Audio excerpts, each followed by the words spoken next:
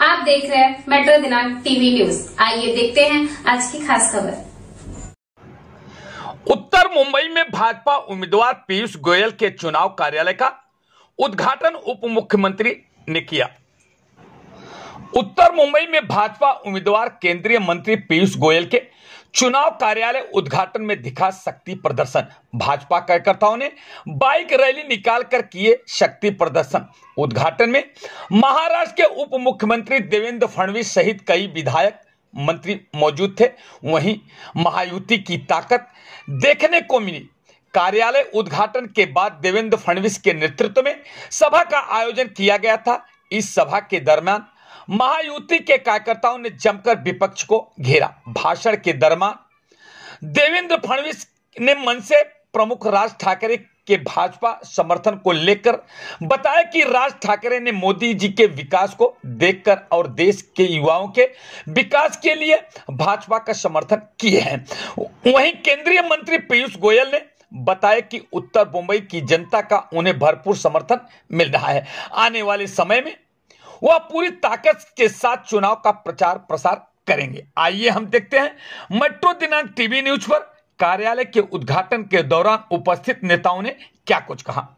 देश में रहते आदरणीय रामभाऊ भाई मंचावर उपस्थित आपके अध्यक्ष आशीष शेलार जी, मंगल प्रभात लोढ़ा जी, उत्तर मुंबईचे लोकप्रिय खासदार आणि ज्यांनी पीयूषजींना निवडून आल्याचा चंग बांधला ते आदरणीय गोपाळ शेट्टीजी, प्रवीण दरेकरजी, अतुल भातखळकरजी, योगेश सागरजी, प्रकाश सुर्वेजी, मनीषाताई चौधरी, सुनील राणेजी, शीतलताई भाकरे, संजय पांडेजी, इंद्रपाल सिंहजी, गणेश खडकरजी, रमेश गायकवाडजी, राणीताई गोयेजी, बाबा सिंहजी, निखिल व्यासजी, बाळा तावडेजी, तेजेंद्र तिवाराजी, विनोद शेलारजी, योगेश शर्माजी, प्रकाश दरेकरजी, मंचावरील सर्व मान्यवर आणि समोर उपस्थित सर्व माझ्या भगिनी आणि बंधूंनो,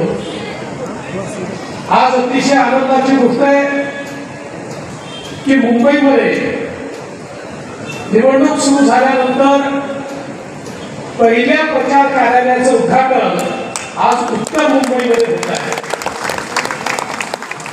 उत्तर मुंबई हा आपल्या महायुतीचा गड आहे। माननीय रामभाऊंनी, माननीय गोपाळ शेट्टींनी उत्तर मुंबईमध्ये अतिशय उत्तम काम केलंय। एक प्रकारे लोकप्रतिनिधी कसे असले पाहिजे याचा वस्तुपाठ हा आपल्याला यांनी खऱ्या अर्थानं दाखवून दिला आणि आज आमच्या सगळ्यांकरता ही अत्यंत आनंदाची आणि गर्वाची गोष्ट आहे की टीम मोदी मधले एक अत्यंत महत्वाचे खेळाडू ज्यांनी मोदीजींच्या मंत्रिमंडळामध्ये एक परफॉर्मिंग मंत्री म्हणून आपलं नाव कमावलं, जे मुंबईचे सुपुत्र आहे आणि रेल्वे मंत्री म्हणून असतील, कॉमर्स मंत्री म्हणून असतील किंवा वेगवेगळे जे त्यांनी पोर्टफोलिओज पाहिले, प्रत्येक ठिकाणी आपला एक ठसा देखील उमटवला आणि त्यासोबत राज्यसभेमध्ये नेते म्हणून मोदीजींसोबत जे त्या ठिकाणी बसतात असे पीयूष गोयलजी आपल्या उत्तर मुंबईला उमेदवार म्हणून मिळाले। मी खरोखर माननीय मोदीजींचे, नड्डाजींचे, अमित भाईचे आभार मानतो की आमच्या पीयूषजींना त्यांनी आमच्याचकडे पाठवलं आणि त्यामुळे निश्चितपणे येत्या काळामध्ये पीयूषजींच्या माध्यमातून आपल्या मुंबईचे प्रश्न ते तसेही सोडवतच होते। आशिषजींनी सांगितलं त्यांनी काय काय केलं, पण एक हक्काचा माणूस हा मोदीजींसोबत आपल्याला मिळणार आहे आणि म्हणून मी आज या निमित्ताने पीयूषजींचं खूप खूप स्वागत करतो, अभिनंदन करतो। पीयूषजी, आशिषजी म्हणाले ते खरं आहे की जे काँग्रेस आणि उभाठामध्ये पहिले तुम चाललो ही सीट कोणीच घ्यायला तयार नाही. ते म्हणायचे नाही तुम्ही घेऊन टाका, हे म्हणायचे नाही तुम्ही घेऊन टाका. शेवटी उभाठाने काँग्रेसच्या माफी मागली. आता काँग्रेसवाले शोधत फिरतात उमेदवार द्या उमेदवार द्या. जसं होतं घर मिळेल का घर, तसं उमेदवार मिळेल का उमेदवार, उमेदवार मिळेल का उमेदवार, अशा प्रकारची परिस्थिती काँग्रेसवाल्यांची झाली आहे. याचं कारण त्यांना माहिती आहे.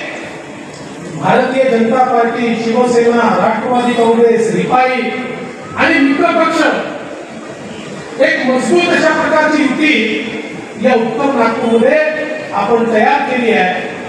आणि मला विश्वास आहे की सगळे रेकॉर्ड आपण या ठिकाणी तोडणार.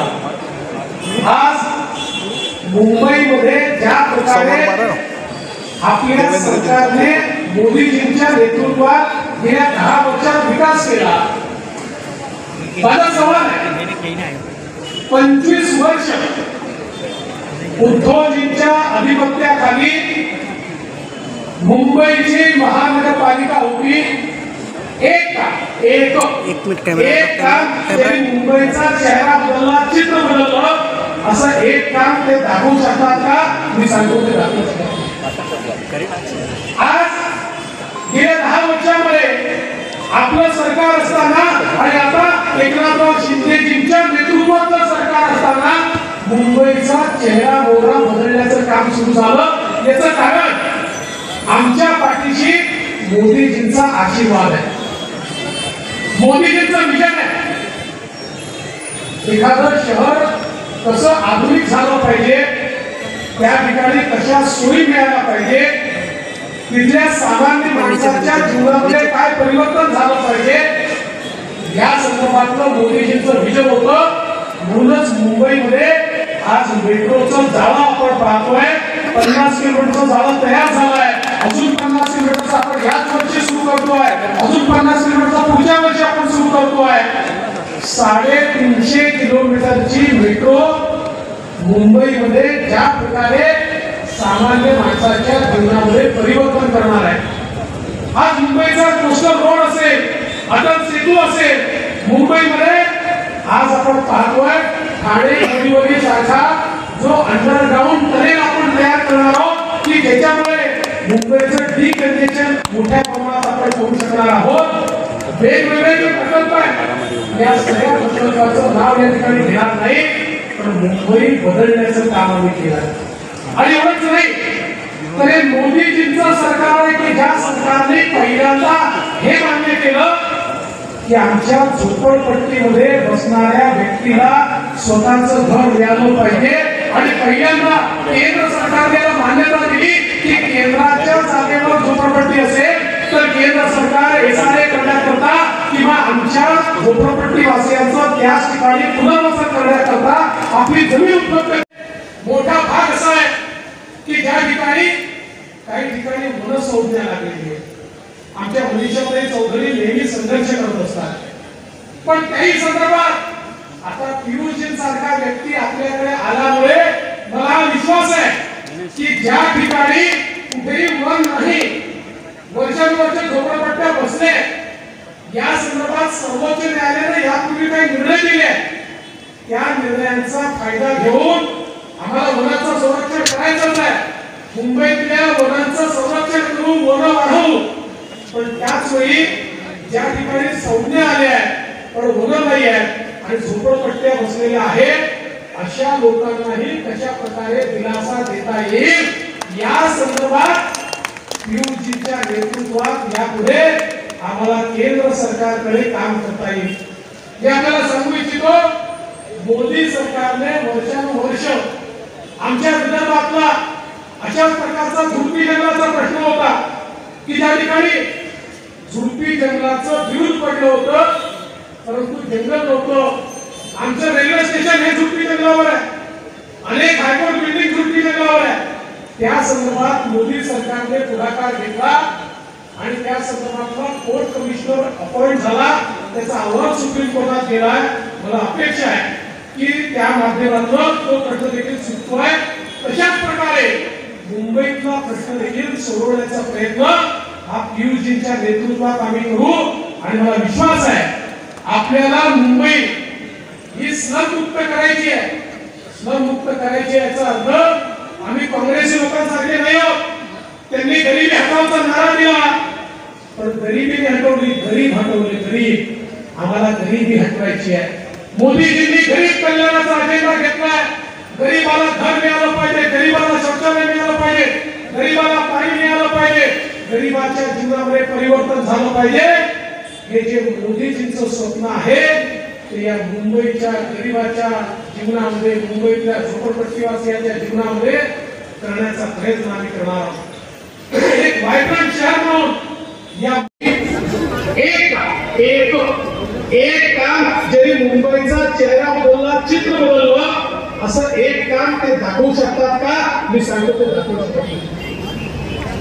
आज गेल्या 10 वर्षांमध्ये आपलं सरकार असताना आणि आता एकनाथराव शिंदेजींच्या नेतृत्वातलं सरकार असताना मुंबईचा चेहरा मोहरा बदलण्याचं काम सुरू झालं.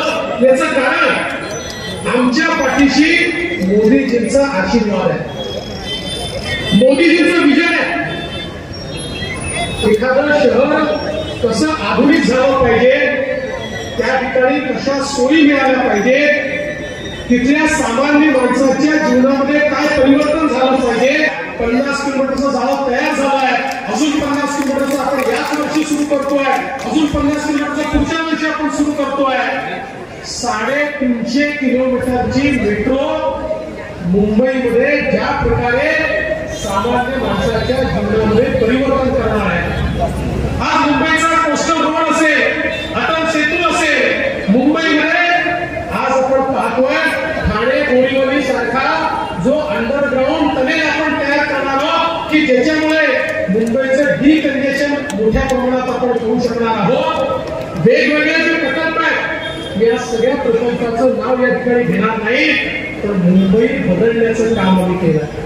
आणि संदर्भात आता पियुष सारखा व्यक्ती आपल्याकडे आल्यामुळे मला हा विश्वास आहे की ज्या ठिकाणी कुठेही वन नाही, वर्षानुवर्ष झोपडपट्ट्या बसले, या संदर्भात सर्वोच्च न्यायालयाने यापूर्वी काही निर्णय दिले, त्या निर्णयांचा फायदा घेऊन आम्हाला वनांचं संरक्षण करायचंच आहे.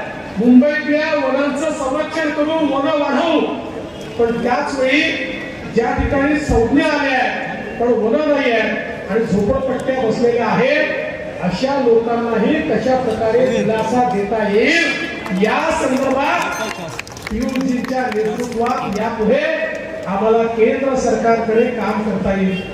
मी आपल्याला सांगू इच्छितो, मोदी सरकारने वर्षानुवर्ष आमच्या विदर्भातला अशा प्रकारचा झुडपी जंगलाचा प्रश्न होता की ज्या ठिकाणी झुडपी जंगलाचं बिरुद पडलं होतं, परंतु जंगल नव्हतं. आमचं रेल्वे स्टेशन हे झुडपी जंगलावर आहे, अनेक हायकोर्ट बिल्डिंग झुडपी जंगलावर आहे. त्या संदर्भात मोदी सरकारने पुढाकार घेतला आणि त्या संदर्भातला कोर्ट कमिशनर अपॉइंट झाला, त्याचा अहवाल सुप्रीम कोर्टात गेला. मला अपेक्षा आहे की त्या माध्यमातून तो प्रश्न देखील सुटतोय.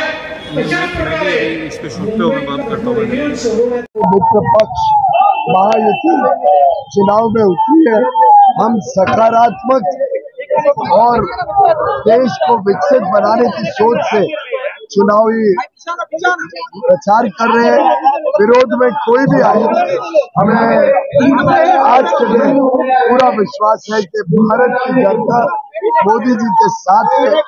भारत का पूरा दृश्य अगर देखें तो हर क्षेत्र में, हर भाषा के लोग, हर धर्म के लोग, समाज का हर वर्ग प्रधानमंत्री मोदी जी के साथ खड़ा है. प्रधानमंत्री मोदी जी पर विश्वास करता है और उत्तर मुंबई पूरी तरीके से प्रधानमंत्री मोदी जी की झोली में आशीर्वाद देने के लिए तत्पर है. सवाल ये है कि राज ठाकरे को लेकर उत्तर भारतीय बहुत नाराज. मुझे लगता है ये नाराजगी मीडिया के मित्रों में ज्यादा नाराजगी दिखती है. मैं तो उत्तर भारतीयों के बीच में दिन रात रहता हूँ. उनका जो उत्साह, उनका जो देश प्रेम है, जिस प्रकार से उन्होंने प्रभु श्री राम को आमंत्रण करके मोदी जी को देखा प्राण प्रतिष्ठा करते हुए 22 जनवरी को 500 साल की लड़ाई के बाद प्रभु श्री राम ने होली मनाई अयोध्या में. पहली बार रामनवमी 17 तारीख को मनने जा रही है अयोध्या में। प्रभु श्री राम अपने घर में विराजमान है। मैं समझता हूँ पूरा देश और पूरा उत्तर भारतीय समाज विशेषकर इतना उत्साहित है कि आज एक भी उत्तर भारतीय वोट भाजपा और हमारे मित्र पक्ष को छोड़कर बाहर नहीं जाए। अपने पार्टी का सभा को संबोधित करते समय राज ठाकरे जी ने महाराष्ट्र नवनिर्माण सेना की भूमिका रखी और उसमें कहते समय उन्होंने कहा कि ये देश युवकों का है और इस देश के युवाओं के भविष्य के लिए माननीय मोदी जी का ही नेतृत्व इस देश के युवाओं को न्याय दे सकता है। और हम मानते हैं कि हिंदुत्व की भूमिका और विकसित भारत के सपने को पूरा करने के लिए ये जो समर्थन उन्होंने दिया है उनका हम स्वागत करते हैं। कल गुड़ी पाड़वा के दिन बाला साहब के विचारों को साथ न रखते वाले लोग, बाला साहब के नकली विचारों को रखने वाले लोगों को हमने सुना और शाम को राज ठाकरे जी के स्वरूप में बाला साहब जी के असली विचारों को साथ देने वालों को हमने सुना। सर लेकिन सवाल यह है कि नॉर्थ इंडियंस नाराज हो सकते हैं क्योंकि 2008 में राज ठाकरे की तरह की पार्टी की तरफ से काफी हिंसात्मक घटनाएं उत्तर भारतीयों के जो है खिलाफ हुई थी। तो क्या आपको लगता है कि इसका जो है सर उत्तर भारतीय वोटर माननीय मोदी जी का परिवार बढ़ रहा है। उन्होंने माननीय मोदी जी के परिवार को समर्थन दिया है, माननीय मोदी जी के नेतृत्व को समर्थन दिया है और माननीय मोदी जी का परिवार और नेतृत्व ये सबका साथ, सबका विकास, सबका प्रयास, सबका विश्वास का है और इसमें अलगाववाद या अलग सोच का कोई थारा ही नहीं हो सकता। सर उद्धव गुट का कहना है कि कोई केस फाइल लगता है ओपन हुआ है राज ठाकरे का, जिसकी वजह से अचानक से विरोध में बोलने वाले। मैं उनको पूछूंगा कि 25 साल वो हमारे साथ थे तो उनकी कितनी फाइलें हमारे पास होगी, उसका जवाब वो दे। पीयूष गोयल जी का चुनाव प्रचार कुछ हो गया जबकि विपक्ष के पास यहाँ पर उम्मीदवार भी नहीं मिला, लेकिन सीट शेयरिंग की बात करें महायुति में तो महाविकास अघाड़ी कहीं आगे निकल गई है और बाकी सीटें ऊपर महायुति की बाकी। देखिए जहां तक उत्तर मुंबई की बात है, पहले उबाटा गठ ने अपने उम्मीदवारों की तैयारी के लिए भेजा। लोगों में जाने के बाद जब उनको पता चला कि उबाटा गठ को यहाँ पर कोई जनता का आशीर्वाद और स्थान नहीं है तो इस सीट से उबाटा गठ भाग गया। मानो एक तरीके से वॉकओवर पीयूष गोयल जी की उम्मीदवारी को दिया है। अब कौन उम्मीदवार आता है हम देख रहे हैं। टुकड़े टुकड़े गैंग का आएगा तो उसका सामना हम और डट के और आक्रामकता से करेंगे।